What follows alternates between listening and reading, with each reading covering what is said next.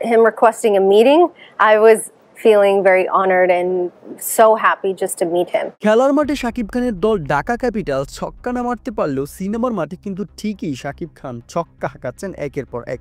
Guess what, কিভাবে ছক্কা মারলো শাকিব খান? কাহিনী হলো 2017 সালে এশিয়া মহাদেশের সবচেয়ে হট সুন্দরী আলোচিত নায়িকা সানি লিওনের সাথে সিনেমা করার ঘোষণা উঠেছিল শাকিব খানের।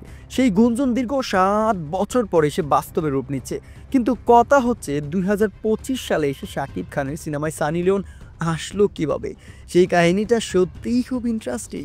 এখন ভাই, ব্যাপারটা যা ঘটলো তা হলো সাম্প্রতিক সময়ে সুপারস্টার শাকিব খানের দরদ সিনেমা রিলিজের পর বরবাদ সিনেমার শুটিং করতে যখন ইন্ডিয়াতে গিয়েছিল শাকিব খান, তখন ভারতের স্বনামধন্য প্রযোজনা প্রতিষ্ঠান the greatly heart universe Shakib খানের সাথে বিগ বাজেটের নতুন একটি সিনেমা নিয়ে আলোচনা করেন এবং সেই সিনেমাতে নায়িকা হিসেবে তারা নির্বাচন করেন বলিউডের আইটেম গার্ল রাতের প্রিন্স সানি লিওনিকে।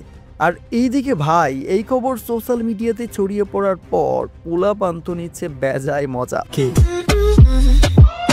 পাবলিক বলছে অপু বিশ্বাসের চাইতে সানি লিওনের সাথে শাকিব খান খেলা জমবে বেশ। যাই হোক, আমাদের প্রিয় সুপারস্টার যার সাথে মুভি করবে আমরা সাদরে গ্রহণ করব। দিন শেষে এটাই বাস্তব। I love you. সাবস্ক্রাইব।